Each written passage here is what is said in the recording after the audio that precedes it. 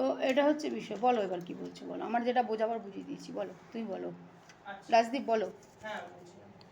তো এবার ব্যাপারটা হচ্ছে যে ম্যাম মানে আমার কোশ্চেনে কিন্তু আমার এখনো আনসার না না পাওনি তুমি, বলো, আমি জানি। আচ্ছা, সেটা হলো যে ম্যাম এটা কোন বেসিসে হয়? এটা কি মানে থানা অপারেট করে নাকি? না না না না না কোন বেশ, আমার নিজে আমার সংস্থা, এটা তো এনজিও। তো আমি মহিলাদের কাজ করি, পিছড়া জাতি দলিত বর্গের জন্য আমি কাজ করছি দীর্ঘ 22 বছর। পিছড়া জাতি দলিত বর্গ ঠিক আছে SC ma'am, ST but caste, এবং সেইখানে দাঁড়িয়ে মুনমুন একটি মহিলা, একটি মেয়ে। মহিলা, হ্যাঁ সে মাইট বি মহিলা, শুধু তো মহিলা, সেটা তো আমি বিচার করছি। কিন্তু ম্যাম তার একটা মহিলা বলে কি তার রাইটিং এ বা তার কথায় তার এভিডেন্সেস কি এগুলো প্রমাণ হয়? না না আমি না না না না না না না না রাজদীপ, তুমি একটুখানি এটা স্লিপ করে যাচ্ছ। আচ্ছা। আমি দোষী বলছি না। আচ্ছা। আমি কি বলেছি যে আমি যখন রাইটিংটা পেয়েছি সেই রাইটিংটার উপর ফলো আপ করা নিশ্চয়ই আমার কাজ। তো অবশ্যই আপনার কাজ। বলো, আজকে ধরো আজকে একটা কথা বলি, আজকে এই যে মেডিকেল কলেজে যে ঘটনাটা ঘটেছে, মেয়েটি আমার কিন্তু কেউ না, হ্যাঁ। যার সাথে হয়েছে আমার কেউ না, কিন্তু আজকে যদি আমি সেই ঘটনার সাথে আমি যোগদান দিতে যাই, আমাকে কি আইন অথরিটি আটকাতে পারে? না না একটা কথা বলছি, আমি যদি সিস্টেমেটিক একটা প্রসেসে যাই। আপনি একদম রাইট আছেন, বাট আমার একটা কোশ্চেন, রাজদীপ আমার কথাটা বুঝবে বাবু, একদম এদিকে খারাপ ভাবে না না আপনি বলেছেন ম্যাম, আমি একটা ফোন কলে আপনার সাথে একদম এটা মানতে হবে, এটা মানতে হবে। আমি আজকে কলকাতা হাইকোর্ট ভবানী ভবন থেকে ড্রাইভ করে বাড়ি ফিরে আমি যখন বাড়ি ঢুকছি তখন আপনার কল এসেছে, আমি গাড়িটা নিজের পার্ক করে নিজের স্কুটিটা নিয়ে চলে এসেছি। I am giving. না আমি তো তোমার বাবাকে ফোন করেছিলাম, তখন বাবা ফোনটা দিল। বাবার সাথেই গেছিলাম। তুমি হাইকোর্টে জব করছো নাকি? হ্যাঁ আমি হাইকোর্টে কোন কোন মানে জিপি, জিপিতে? জিপির এজিপি দেবোত্তম দাসের ক্লার্ক। আচ্ছা আচ্ছা, রোজ যাও? হ্যাঁ প্রায় দিন যাই।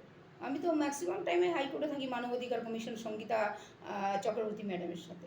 দেখি না তো তোমাকে, মানে আমি অত নোটিস করি না। 500 থেকে 600 হ্যাঁ কত রয়েছে, হ্যাঁ হ্যাঁ তো কিভাবে কে থাকে আমি মেইনলি, আর ওই সময় চেনাটাও মুশকিল। আমি মেইনলি বেসিক্যালি 14 নম্বর ঘরের সামনে থাকি বা বারে থাকি বা চেম্বারে থাকি, এটাই হচ্ছে আমার কাজ। ঠিক আছে, বাট একটা জিনিস ম্যাম আমার এখনো কোয়েশ্চেন ম্যাম, অলরেডি তো এটা নিয়ে একটা দেখছে, এই হাইকোর্ট বা লোয়ার কোর্টে কি নির্দেশিকা কোনো আছে কি যে এটা নিয়ে আবার আরেকটা ইনভেস্টিগেশন? একটি মানুষ যতক্ষণ না সে স্যাটিসফ্যাকশন হচ্ছে যে আমি জাস্টিস পেলাম, বা আমি যে একটা বিপদের মধ্যে পড়ে আছি, ধরো না এটা বিপদের মধ্যে পড়ে আছি, সেই বিপদ থেকে যতক্ষণ না আমি উদ্ধার হচ্ছি, সে হাত পায়ে মারতেই পারে, হাত পায়ে ছুটতেই, তার তো অথরিটি আছে। না তাহলে মুনমুন বাগ যখন নিজের ফেমিনিজম দেখিয়ে আপনাকে কমপ্লেনটা করেছে যে সে একটি মহিলা, তার সাথে চিটারি হয়েছে, ফ্রড হয়েছে, তাহলে আমরা একটা কমপ্লেন করি যে being a man we are being harassed. কাজটা তো ম্যাম দেখুন ব্যাপারটা কি নিয়ে, ব্যাপারটা তো একটা জমির সংক্রান্ত কাজ নিয়ে।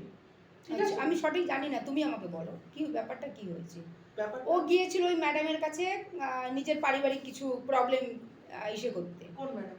ওই মমতা ম্যাডামের কাছে। আচ্ছা, তো ওই মমতা ম্যাডাম তোমার বাবার সাথে একটা কন্ট্যাক্টের কথা বলে আর কি, মানে ওই জমি সংক্রান্ত।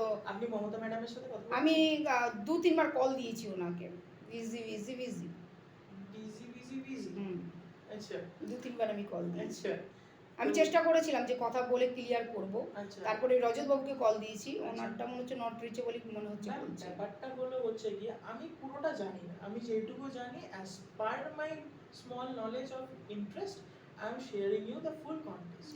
ঠিক আছে, প্রথমত মমতা ম্যাম আর আমার বাবা একটা জমি সংক্রান্ত কাজে শেরপুরে, সেটার প্রপার্টি 40 বিঘাস, আচ্ছা 40 বিঘার একটা জমির কাজে এসেছিল। ঠিক আছে, তখন মমতা ম্যাডাম, আপনি যে মহিলাটার নাম হচ্ছে মুনমুন, ঠিক আছে, ওদের একটা পুরো গ্যাং আপ আছে।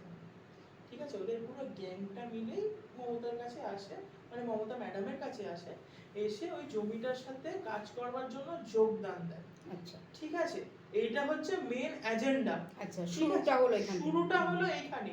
এইখান থেকে আমার বাবার বা রজত শুভ্র ঘোষের সবার সাথে সব ভালোভাবে বন্ডিং ছিল।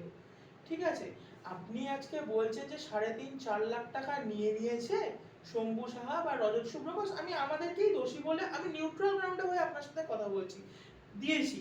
তিনি তো একবারে সেই টাকাটা দেননি, একবারে কি না, একবারে দেননি, বলেছে একবারে দেননি। তিনি যখন 5,000, 10,000, 15,000, 20,000 তখন দিলেন, তখনও তার রিয়েলাইজেশন হলো না যে জিনিসটা আদৌ ঠিক কিনা ভুল। তার কি তখনও একবারও রিয়েলাইজেশন হয়নি? আপনি অ্যাপ্রক্স সেই ট্রানজাকশনটা সামথিং অ্যারাউন্ড 2019 বা 20 থেকে চলছে জিনিসটা, তার 3 বছর বাদে তার